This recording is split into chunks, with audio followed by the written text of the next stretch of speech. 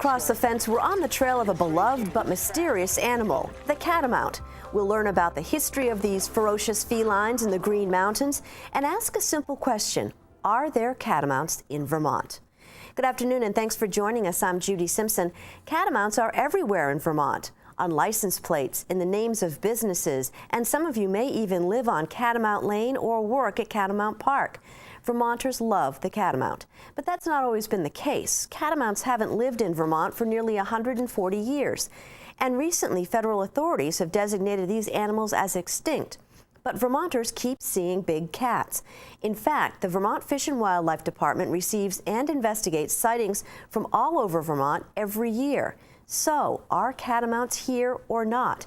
To begin to uncover this mystery, I'm joined by Across the Fence's Keith Silva. And before I ask you if you've seen a catamount, what got you interested in this story? Judy, I was working on a story about the UVM mascot, Rally Catamount. At the time, I thought I would do this whole catamount epic. We'd talk about real catamounts. And the thing that kicked me off was, at one time, UVM had a real live catamount mascot. His name was Rink. He lasted about 2 months because he grew very quickly, but he would growl at the opposing players, and they fed him steaks and that sort of thing. They don't make good pets. They do not make good pets, as the couple who owned him from South Burlington learned very quickly. But anyhow, I'd interviewed a wildlife biologist, and I had this really great interview. And I thought, this is just too much. So I'll stick with a mascot. We'll do the Rally Cat story, and we'll move this catamount story.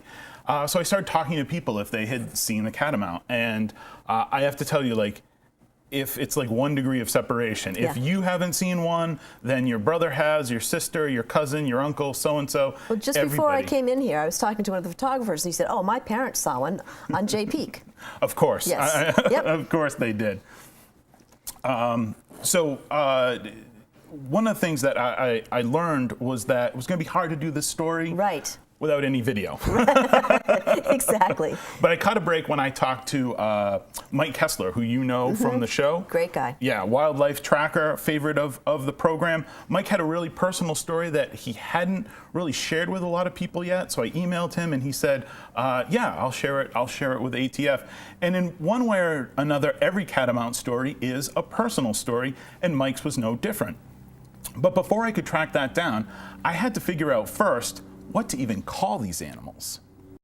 If you think you've seen a catamount in Vermont, you probably haven't. If you think you've seen a cougar or a mountain lion, well, a little mystery is good in our lives. Scientists call it Felis concolor, cat of one color. This feline may be one color, but it goes by many names: mountain lion, puma, panther, and cougar. And then there are the subspecies, like the eastern cougar, what's known in Vermont as a catamount. The easiest ways to spot a catamount nowadays is either at a University of Vermont sporting event or in a museum. The last confirmed catamount in Vermont resides at the Vermont Historical Society in Montpelier. It was killed by Alexander Crowell on Thanksgiving Day, 1881. Not only was this animal the last of its kind in Vermont, it was also one of the biggest. They're large cats.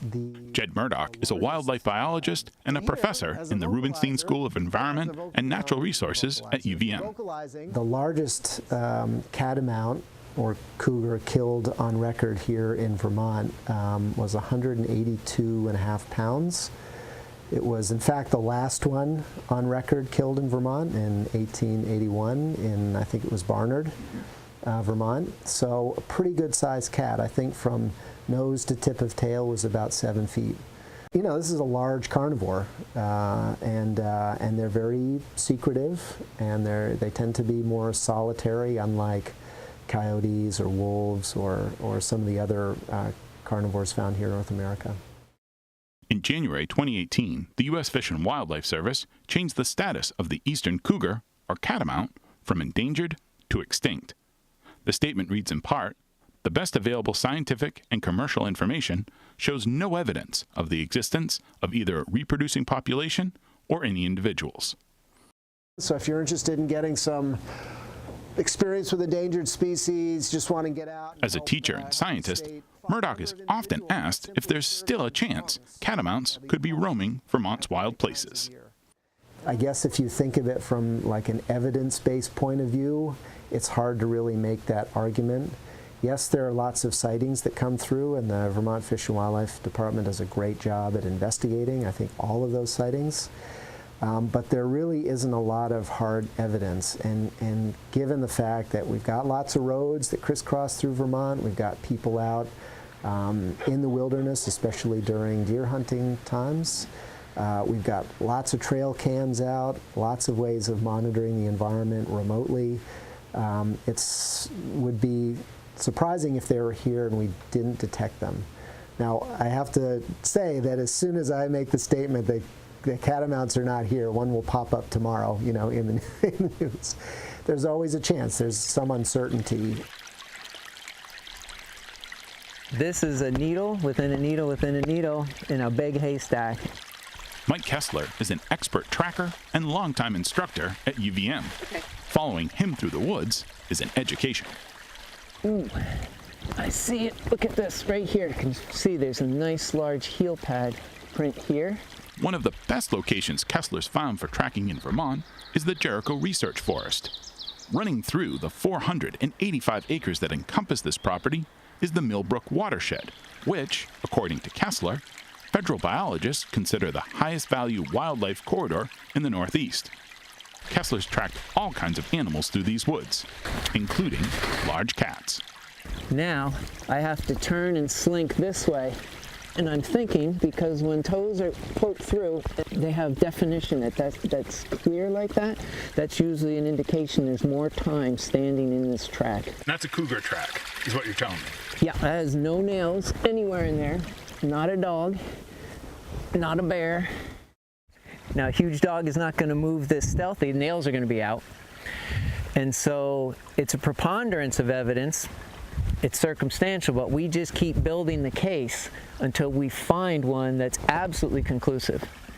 And so, so in other words, it's like, would I spend the rest of the day following this one? Sure. Yeah, I would invest my time and energy on this one, as opposed to others that are like, oh, yeah, it could be, but not sure. But when you add all this up, it's, yeah, this is what they say, makes sense in the big picture and in the little picture. So we run with it. Not only has Kessler tracked a big cat here in Jericho, he has his own big cat, tail to tail. In 2015, Kessler's longtime tracking companion, a corgi named Lucy, died.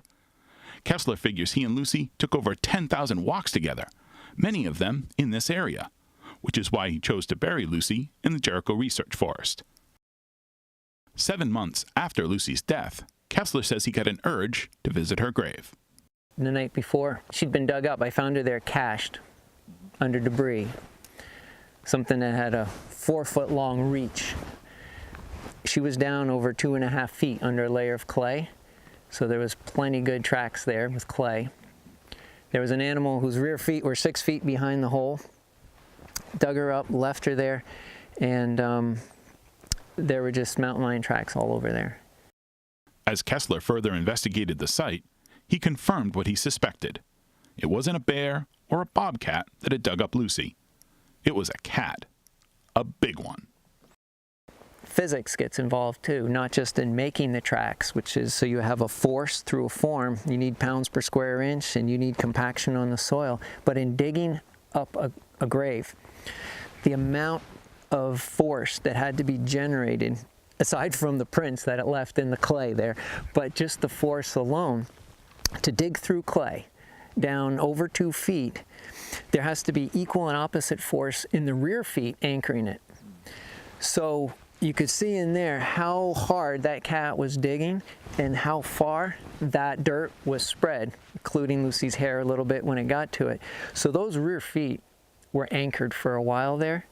So it was very easy to see where the rear feet were. The rear feet were that far apart and they were 6 feet behind the hole. So that's not a bobcat again. It's not a bobcat, and it wasn't a bear, because the bear have their claws out, and their anatomy is totally different than the anatomy of a mountain lion. A mountain lion in Vermont. But how did it get here? And what was it doing in Jericho? Kessler has a theory. About the time he discovered Lucy's disinterred remains, a large interagency drill was taking place about 5 miles northeast at the Camp Ethan Allen training site. The exercise was teaching emergency responders what to do after a simulated earthquake. It makes sense that if an animal was coming through, it could very well be in there, and if it is in there and that type of activity kicks off, it's going to get pushed out one way or the other. It's going to go up Millbrook or down Millbrook, and appears to have come down.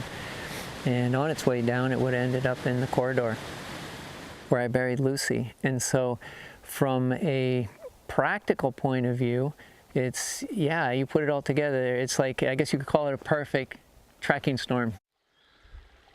After the discovery, Kessler reburied Lucy's remains in another location. When he returned home, he did something unconsciously that would reinforce what he already knew about the presence of big cats in Vermont. I had smelled so bad, I had to just throw away all my clothes, and I threw the rake and the shovel up on top of the wood pile, just because I didn't want to deal with them. About a month later, Kessler awoke in the middle of the night to an odd sound. It was like the weirdest owl sound I'd ever heard. And then all of a sudden, I hear the sound over there. And I was like, oh, this must be an owl, because nothing else would move that quick and that silently. It had to have flown down there. Kessler has a recording of what he heard that night, what he calls a cat bark.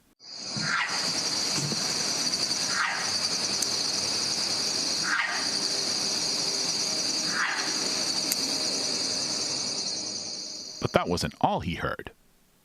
Then all of a sudden I heard a huge stick break. When I heard that stick break, I went right to it. And to my utter surprise was a mountain lion. And we were only 15 yards apart, and there was nothing between us. And it was a while. We were there, this whole thing was about 15 minutes. And standing in that one place under some pine trees, it left really good tracks there too. That mountain lion had come to my house, attracted to my wood pile. It was standing on its rear legs, and I didn't understand why. And then I looked on top of the wood pile, and there was the rake and the shovel. I totally forgot about that. Kessler's story and his tracking expertise gives credence to the presence of cougars in Vermont. If so, it's likely to be a subspecies, the western cougar, and not the eastern cougar or catamount. Like many humans who visit Vermont, these western cougars are probably just passing through, tourists. But what would it mean if one decided to stay? Maybe brought a friend. Could Vermont once again become cat country? The start of a population is always a pair of dispersing individuals, right? So, you know, there's the possibility that more than one could end up here and a population could get started. But, you know, you've also got this issue of social carrying capacity. Are people here in Vermont willing to accept, you know, a large felid, a large carnivore in the landscape? And we made it pretty clear many years ago in the 1800s, really, that we did not want them around. Both wolves and catamounts were driven to extinction through bounties and other means. Maybe times have changed. I would be thrilled to know that catamounts are here. They're such powerful symbols of wilderness, and to me, knowing that the landscape is in enough of a natural state to be able to support cougars is something that I would hold great value towards. Because Vermont lacks large open areas like those out west, Murdoch tempers his enthusiasm for the possible return of big cats to the Green Mountains. Kessler, on the other hand, embraces the mystery. Now what am I going to do? And heck, if you're a tracker, you're fueled by mystery. It drives you to get right down on your hands and knees and get dirty and follow things and follow them a long time and look at details that other people would think are silly. And because that's very tactile, that's tangible, that's real. But what drives you to do that is the mystery, the love of the mystery, and you never solve the whole mystery. Whether there are cougars in Vermont or not, or if they're only passing through, perhaps it's good there's still a little mystery about that. Well, Mike stopped by while I was editing this story, and Judy, he's found more tracks. All right, stay tuned. That's our program for today. I'm Judy Simpson. Thanks for joining us. See you again next time on Across the Fence.